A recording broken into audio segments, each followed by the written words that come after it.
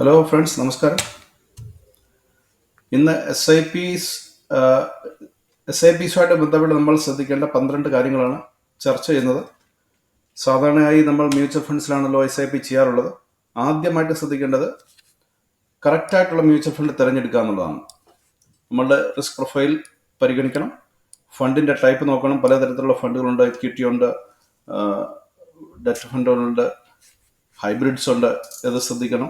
ഫണ്ടിൻ്റെ performance അത് മാത്രം നോക്കി നമ്മൾ ഒരു ഫണ്ട് സെലക്ട് ചെയ്യരുത്. ഇതുവരെ ഫണ്ട് പെർഫോം ചെയ്തു എന്നതിന് അർത്ഥം ഇനി അങ്ങനെ ചെയ്യും എന്നല്ല. എക്സ്പെൻസ് റേഷ്യോ നോക്കണം. ഒരു റീസണബിൾ ആയിട്ടുള്ള എക്സ്പെൻസ് റേഷ്യോ, ഇതാണ് നമുക്ക് ഇതിനകത്ത് വരുന്ന എക്സ്പെൻസ് റേഷ്യോ കൂടുന്തോറും നമ്മുടെ പ്രോഫിറ്റബിലിറ്റി കുറയും. ഫണ്ട് മാനേജ് ചെയ്യുന്ന വ്യക്തി, അദ്ദേഹത്തെ പറ്റി ആ ഡോക്യുമെന്റ്സിനകത്ത് ഉണ്ടാവും അദ്ദേഹത്തിന്റെ ഒരു ഹിസ്റ്ററി. അത് നമ്മളൊന്ന് മനസ്സിലാക്കിയെടുക്കുക. രണ്ടാമത് ശ്രദ്ധിക്കേണ്ടത്, നമ്മൾ ഇൻവെസ്റ്റ് ചെയ്ത് എത്ര കാലയളവ് ആണ് നമ്മളുടെ ആ ഒരു സ്കീം നമ്മൾ കൊണ്ടുപോകാൻ ഉദ്ദേശിക്കുന്നത്. 10 വർഷം അല്ലെ 20 വർഷം അല്ലെ 25 വർഷം, ആ രീതിയിൽ നമ്മൾ എത്ര കാലഘട്ടം എത്ര വർഷത്തോളം അത് ചെയ്യാൻ ഉദ്ദേശിക്കുന്നുണ്ടോ അതിനെ പറ്റി അനുസരിച്ച് നമ്മളുടെ ഗോൾ അത് അലൈൻ ചെയ്തെടുക്കണം. നമ്മളുടെ ലക്ഷ്യം എന്താണ്, നമ്മളുടെ കോർപ്പസ് എത്ര ഫണ്ടാണ് നമ്മൾ ഉദ്ദേശിക്കുന്നത് ഏകദേശം, ആ രീതിയിലുള്ള ഒരു ചെക്കിങ് നമ്മൾ ചെയ്യേണ്ടതായിട്ടുണ്ട്. ഒരു ലോങ് ടൈം ഫോക്കസ് ആണ് എപ്പോഴും ആവശ്യം. കാരണം ലോങ് ടൈമിലാണ് SIPs വർക്കാവുക. അതിനനുസരിച്ചുള്ള നമ്മളുടെ ടൈം ഫ്രെയിം എത്രയാണോ അതനുസരിച്ചുള്ള ഒരു ഫണ്ടാണ് നമ്മൾ സെലക്ട് ചെയ്യേണ്ടത്. അതോടൊപ്പം തന്നെ നമ്മൾ ഇതിലിടുന്ന പണം നമുക്ക് ഉടനെ എടുക്കുവാൻ ഉള്ള ഒരു ആവശ്യം ഉണ്ടാവരുത്. അതുകൊണ്ട് തന്നെ നമ്മളുടെ കാര്യങ്ങൾ സാധിക്കുവാൻ ഒരു എമർജൻസി ഫണ്ട് മാറ്റി വെച്ചിട്ട് വേണം SIP സ്റ്റാർട്ട് ചെയ്യുക. മൂന്നാമത്തെ കാര്യം, ഓരോ തവണകളിലും മന്ത്ലി ആണെങ്കിൽ മന്ത്ലി എത്ര എമൗണ്ട് ആണ് നമ്മൾ ചെയ്യുക അത് ശ്രദ്ധിക്കുക. നമുക്ക് ചെയ്യാൻ പറ്റുന്ന ഒരു എമൗണ്ട് മാത്രമാണ് നമ്മൾ കമ്മിറ്റ് ചെയ്യേണ്ടത്. കാരണം നമുക്കിത് ഒരിക്കലും ഇത് തടസ്സം വരാതെ ഇത് മുന്നോട്ട് കൊണ്ടുപോകാനുള്ള ഒരു അവസരം ഉണ്ടാവണം. വേണമെന്നുണ്ടെങ്കിൽ ഒരുപക്ഷെ നമുക്ക് കൂടുതൽ വരുമാനം കിട്ടുന്നു അല്ലെങ്കിൽ ശമ്പളം കിട്ടുന്ന ഒരു സാഹചര്യമൊക്കെ ഉണ്ടായിക്കഴിഞ്ഞാൽ വേണമെങ്കിൽ നമുക്ക് അഡീഷണലി മറ്റൊരു SIP കൂടെ സ്റ്റാർട്ട് ചെയ്യാവുന്നതേ ഉള്ളൂ. എങ്ങനെ ചെയ്തു കഴിഞ്ഞാലും, ഇപ്പോൾ ഫോർ എക്സാമ്പിൾ മന്ത്ലി ആണ് ഇത് ചെയ്യേണ്ടതെങ്കിൽ ഓട്ടോമാറ്റിക്കായിട്ട് മന്ത്ലി ആ ഡിഡക്ഷൻ പോകുന്ന രീതിയിലുള്ള ഒരു സിസ്റ്റം നമ്മൾ അറേഞ്ച് ചെയ്ത് വെക്കണം. അടുത്തത് മാർക്കറ്റ് ടൈമിങ്ങും വൊളാറ്റിലിറ്റിയുമായിട്ട് ബന്ധപ്പെട്ട കാര്യങ്ങളാണ്. നമ്മളിവിടെ ചെയ്യുന്നത് ഇതൊരു ഇൻവെസ്റ്റ്മെന്റ് ആണെങ്കിലും ഇതൊരു സേവിങ്സുമായിട്ട് ലിങ്ക് ചെയ്തിട്ടുള്ള ഒരു സ്കീമാണ്.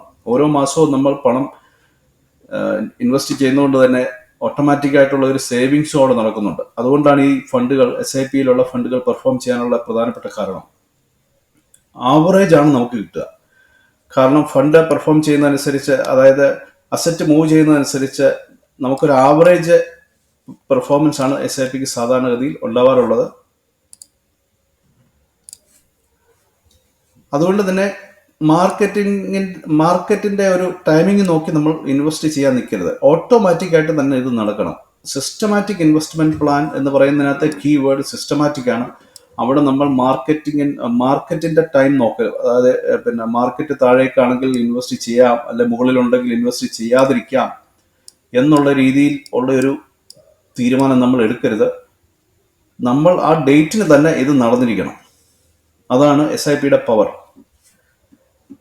മറ്റ് ചില കേസുകളിൽ ആൾക്കാർ ചെയ്യാറുള്ളത്, SIP മാർക്കറ്റ് ഹൈ ആണെന്ന് കണ്ടു കഴിഞ്ഞാൽ SIP ചെയ്യാതിരിക്കുന്ന ഒരു സാഹചര്യമുണ്ട്. ഒരിക്കലും അത് ചെയ്യരുത്.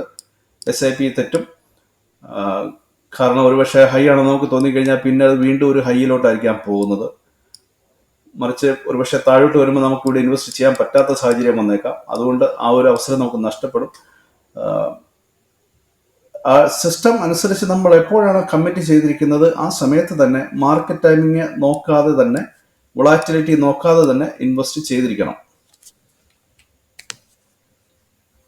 അടുത്തത് ഡെറ്റ് ഫണ്ടുകളിലുള്ള SIP. അതിന് നല്ലൊരു പെർഫോമൻസ് ഉണ്ടാവണമെന്നില്ല. കാരണം ഇക്വിറ്റിയുമായിട്ട് കമ്പയർ ചെയ്യുമ്പോൾ പലപ്പോഴും ഡെറ്റ് ഫണ്ടുകൾക്ക് പെർഫോമൻസ് കുറവാണ്. അപ്പോൾ ഇക്വിറ്റിയുടെ ആവറേജ് നോക്കുമ്പോൾ ഏത് പെർഫോമൻസിൽ എത്താൻ സാധ്യതയുണ്ടോ അതുപോലുള്ള ഒരു പെർഫോമൻസിൽ ഡെറ്റ് ഫണ്ടിന്റെ ആവറേജ് എത്തില്ല. SIP എന്ന് പറയുന്നത് ആവറേജ് ആണ്. സോ ഒരിക്കലും ആ ഒരു പെർഫോമൻസ് നല്ലതാവില്ല ഇക്വിറ്റിയുമായിട്ട് കമ്പയർ ചെയ്യുമ്പോൾ. കാരണം അവിടെ റിട്ടേൺസ് കുറവായിരിക്കാം.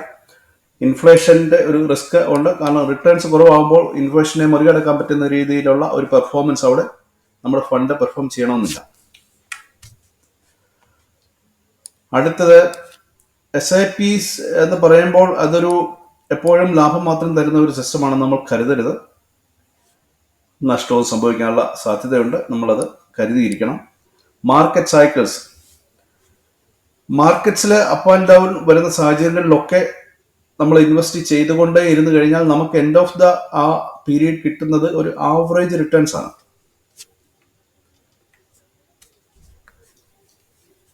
Law SIP returns in the beginning can be good.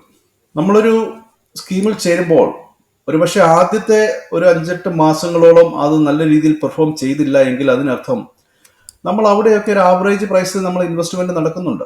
പിന്നീട് അത് എപ്പോഴേലും ഫംഗ്ഷൻ ചെയ്യുമ്പോൾ നമ്മൾ ഇവിടെ ഈ ആവറേജ് പ്രൈസിന് എടുത്തതൊക്കെ വളരെ ഭംഗിയായിട്ട് പെർഫോം ചെയ്യപ്പെടും. സോ തുടക്കകാലത്തിൽ SIP പെർഫോം ചെയ്യുന്നില്ല എന്നുള്ളതിനർത്ഥം അത് ഫ്യൂച്ചറിലേക്ക് നല്ലതാവാം. കാരണം നമുക്ക് കുറഞ്ഞ വിലയ്ക്ക് കൂടുതൽ സാധനങ്ങൾ വാങ്ങാനുള്ള ഒരു അവസരം അവിടെ കിട്ടുന്നുണ്ട്. സോ പേഷ്യൻസ് ഈസ് കീ, ക്ഷമയോടെ കാത്തിരിക്കുക. 8ാമത്തെ കാര്യം, നമുക്ക് എത്ര പെർസെന്റ് റിട്ടേൺ കിട്ടി എന്നുള്ളതല്ല ഇവിടുത്തെ വിഷയം. കാരണം നമ്മൾ ആരോടും മത്സരിക്കാൻ പോവുകയല്ല. നമ്മളുടെ ആവശ്യം ഇൻവെസ്റ്റേഴ്സ് എന്നുള്ള നിലയിൽ നമുക്ക് നല്ലൊരു കോർപ്പസ് വളർത്തിയെടുക്കുക എന്നുള്ളതാണ് നമ്മുടെ ആവശ്യം. സോ അതിന് നമുക്ക് എത്ര എമൗണ്ട് കിട്ടുന്നുണ്ട് എന്നുള്ളതാണ് അവിടെ നമ്മളെ ബാധിക്കുന്ന കാര്യം. എമൗണ്ട് എത്ര നമുക്ക് അവസാനം കിട്ടും, അത് കിട്ടണമെന്നുണ്ടെങ്കിൽ നമ്മൾ കോൺട്രിബ്യൂഷൻസ് മാസാമാസമാണെങ്കിൽ ആ മാസാമാസം നമ്മൾ എത്ര എമൗണ്ട് ഇടാമെന്ന് കമ്മിറ്റ് ചെയ്തിട്ടുണ്ടോ അത് കണ്ടിന്യൂസ് ഇട്ടുകൊണ്ടേ ഇരുന്ന് കഴിഞ്ഞാൽ നമ്മുടെ പെർഫോമൻസ് ബെറ്റർ ആയിരിക്കും. So our focus should be on contribution. സമയാസമയത്ത് കൊടുക്കുക എന്നുള്ളതാണ് നമ്മൾ ശ്രദ്ധിക്കേണ്ടത്.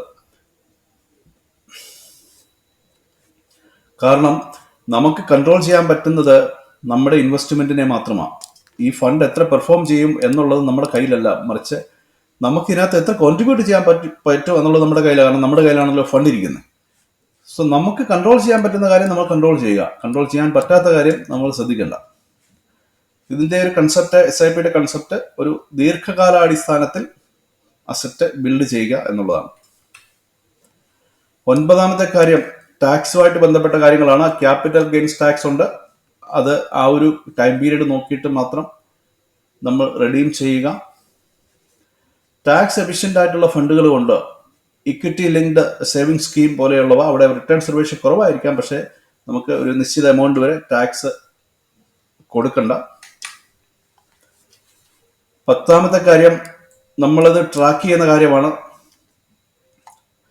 ഇടയ്ക്കിടയ്ക്കൊക്കെ ഈ ഫണ്ടുകളൊക്കെ ഒന്ന് നോക്കണം, എങ്ങനെ പെർഫോം ചെയ്യുന്നു എന്ന് മനസ്സിലാക്കണം. ഒരു പക്ഷേ 3 മാസം കൂടുമ്പോഴോ മറ്റോ ഒന്ന് നോക്കുന്നത് നല്ലതാണ്. പക്ഷേ ഇടയ്ക്ക് എന്നും രാവിലെയും വൈകിട്ടും ഒക്കെ ഇത് നോക്കുന്ന ഒരു സിസ്റ്റം ഒഴിവാക്കിയേ പറ്റൂ. കാരണം ഇതിന്റെ പെർഫോമൻസ് ലോങ് ടൈം ആണ്. 11ാമത്തെ കാര്യം ഇൻഫ്ലേഷനുമായിട്ട് ബന്ധപ്പെട്ടതാണ്. നമുക്ക് നല്ല രീതിയിലുള്ള ഒരു കോർപ്പസ് ഉണ്ടാക്കിയെടുക്കണമെന്നുണ്ടെങ്കിൽ കൂടുതൽ പണം കോൺട്രിബ്യൂട്ട് ചെയ്യേണ്ടി വരും. അങ്ങനെയാണ് നമുക്ക് ഇൻഫ്ലേഷനെ മറികടക്കാനുള്ള ഒരു അവസരം ഇതിനകത്ത് ലഭ്യമാവുക. മറ്റൊന്ന് ഡൈവേഴ്സിഫിക്കേഷനാണ്. വ്യത്യസ്ത രീതിയിലുള്ള ഫണ്ടുകൾ അവൈലബിൾ ആണ്. ഈ ഫണ്ടുകളൊക്കെ എല്ലാ പണവും ഒരേ ഫണ്ടിൽ തന്നെ ഇടാതെ വ്യത്യസ്ത രീതിയിലുള്ള ഫണ്ടുകളിൽ പല കാലഘട്ടങ്ങളിലായിട്ട് സ്റ്റാർട്ട് ചെയ്ത് കഴിഞ്ഞാൽ നമ്മളുടെ ഫണ്ടുകളൊക്കെ ഒരു മൊത്തത്തിൽ എടുക്കുമ്പോൾ നല്ലൊരു പെർഫോമൻസ് കിട്ടാനുള്ള അവസരങ്ങൾ കൂടുതൽ കിട്ടും. റീബാലൻസിങ് ചെയ്യുവാനുള്ള അവസരങ്ങളും ഉപയോഗപ്പെടുത്തണം. That's all about this. Questions ഉണ്ടെങ്കിൽ ചോദിക്കാം. Thank you for watching. Please like, share, comment and subscribe. Happy investing.